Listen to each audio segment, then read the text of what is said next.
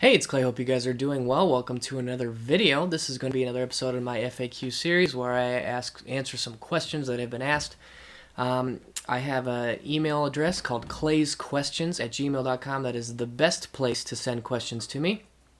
And yeah, I hope that you guys do. Now, my only request is that they're kind of guitar related, something maybe that I can show you or talk about or give my opinion on, that type of thing. And so, yeah, hopefully it's something that I could answer in a video like this, and we can make it an interesting series. So let's go ahead and get started. So the first question I have is, how do I hold a pick? This is a good question, because it's something I've actually been talking a lot about. For starters, I like to use these full-sized picks. These are Jim Dunlop. This is a 0.88.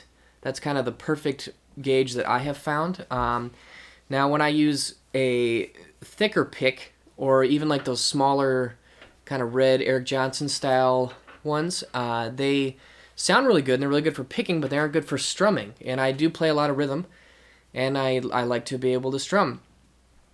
But on the flip side, if I go too thin, like a 0.7 or 0.6 or beneath that, I find that it's too flimsy, and then when I want to play some lead blues stuff, it's nice to have a thicker pick because it will really dig in a lot better.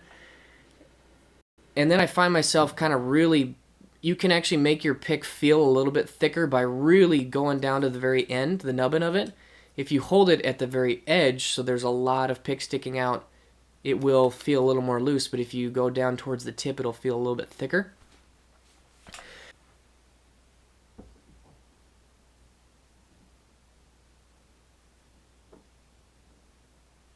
So this is how I hold the pick in my hand.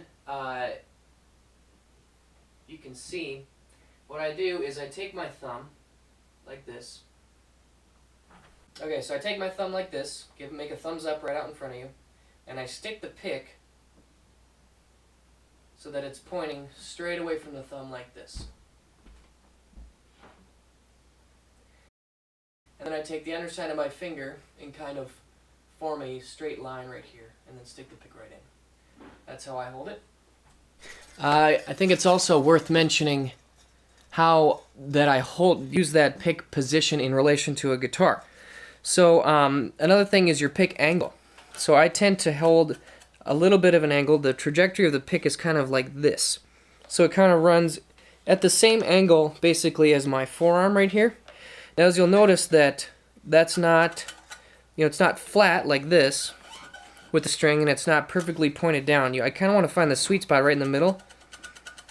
And that helps you to the leading edge of the pick. When you slice through it like this, you actually get through it more efficiently, more quickly, because there's less surface area to drag. So a little bit of an angle is really nice.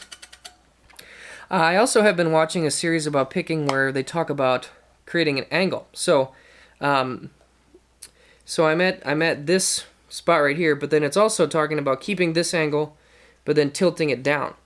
So if I'm on this string, instead of, the pick is kind of perpendicular with the body, straight up and down off the body, and it's talking about dropping the angle a little bit. And what that does is when you upstroke, your pick is actually free and above the strings, but when you downstroke, then it's down in between. So whenever you up pick, that's a really good time to change strings, and it helps you be a little more efficient. So kind of an in-depth, in-detail answer, but that's how we do it around here. And I hope that's helpful.